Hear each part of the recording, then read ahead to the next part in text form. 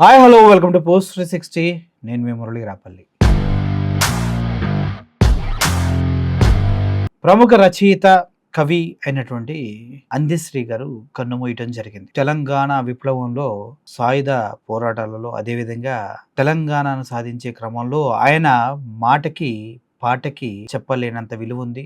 ఎంతో మందిని కదిలించి ఉద్యమం వైపు నడిపించినటువంటి మహా రచయిత కవి కూడా ఆయన. ఎన్నో హృదయాల్ని గెలుచుకున్న ఈ అందెశ్రీ గారు 64 సంవత్సరాల వయసులో కన్నుమూయటం జరిగింది. ఆయన గురించి మాట్లాడుకోవాలంటే ఆయన సాధించినటువంటి విజయాలు అన్నీ ఇన్ని కాదు. 1961 జూలై 18న సిద్దిపేటలో ఆయన జన్మించడం జరిగింది. అయితే తెలంగాణకి సంబంధించినటువంటి జయ జయ హే తెలంగాణ అనే గానాన్ని రచించింది కూడా అందెశ్రీ గారే. ఇటీవల ఆయనకి చాలా అవార్డ్స్ వచ్చాయి. ఆయన పేరు మీద చాలామంది మంచి కార్యక్రమాలు చేస్తున్నారు. ఆయన మీటింగ్లు పెట్టి మాట్లాడితే ఒక యువతకి ఒక ఆదర్శంగా, ఒక ఉత్తేజంగా, వాళ్ళ భవిష్యత్తు మీద ఒక నమ్మకం కలిగేది. అంత విప్లవ భావాలతో ఉన్నటువంటి వ్యక్తి. మంచి మాటలతో మనుషుల్ని ఉత్తేజపరచగలిగే శక్తి ఉన్నటువంటి రచయిత అందెశ్రీ గారు. ఈ అందెశ్రీ గారు 2006లో గంగా సినిమాకు అందెశ్రీ నంది పురస్కారం కూడా అందుకోవడం జరిగింది. ఆయనకి 3 కుమార్తెలు, ఒక కుమారుడు.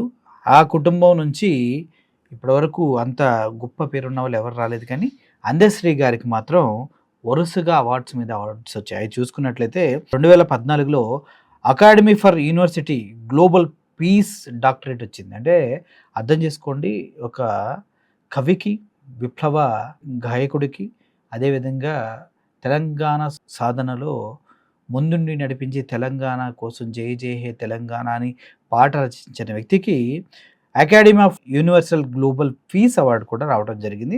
ఆ డాక్టరేట్ జరిగింది. 2015లో దాశరథి సాహిత్య పురస్కారం అందుకున్నటువంటి అందెశ్రీ గారు. అదే 2015లో రావూరి భరద్వాజ సాహితీ పురస్కారం కూడా అందెశ్రీ గారికి అందడం జరిగింది. ఇంకా 2022లో చూసుకున్నట్లయితే జానకమ్మ గారి జాతీయ పురస్కారం కూడా ఆయనకు రావడం జరిగింది. అదే 2024లోనే దాశరథి కృష్ణమాచార్య సాహితీ పురస్కారం కూడా ఆయన వరించడం జరిగింది. ఇలా చెప్పుకుంటూ పోతే అందెశ్రీ గారు తెలంగాణకి చేసింది చాలా పెద్ద మేలు అనమాట. చాలా పెద్ద ఉపకారం ఏం చేశారు, తెలంగాణ సాధనలో తన వంతు పాత్ర పోషించారు, తన గలం ఇప్పారు, తన కళాన్ని జులిపించారు. ఇలా ముందుకు వెళ్తున్న వ్యక్తి ఉన్నబలంగా 64 సంవత్సరాల ఏజ్లో తను ఇలా కన్నుమూయటం పైన చాలామంది ప్రముఖులు దిగ్భ్రాంతి చెందుతూ ఉన్నారు.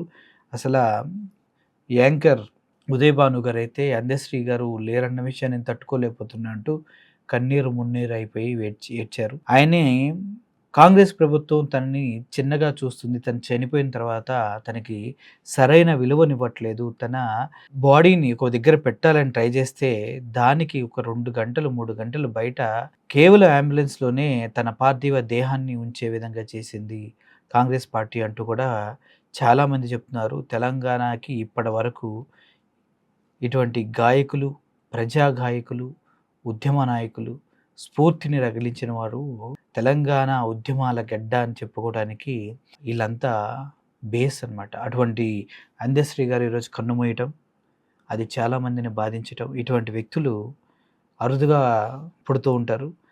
ఏదో కార్యసాధన కోసం వాళ్ళు ఇలా ముందుకొచ్చి వాళ్ళకి సాధించవలసింది సాధించి, వాళ్ళు పొందవలసినటువంటి కీర్తి ప్రతిష్టలు పొంది, ఒక మార్గదర్శకాలుగా మన జీవితాన్ని ముందుకు తీసుకెళ్తూ వాళ్ళు చూయించిన మార్గంలో ఇంకా ఉత్తమంగా బ్రతకడానికి మనకి వీళ్ళు చెప్పే, పాడే పాటలు, మార్గం, మాటలు ఎంతో ఉపయోగపడతాయి.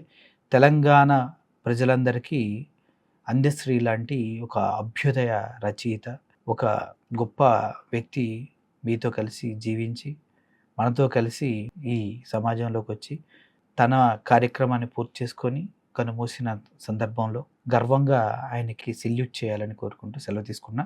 Thank you for watching this video. Murali signing off. Thank you so much.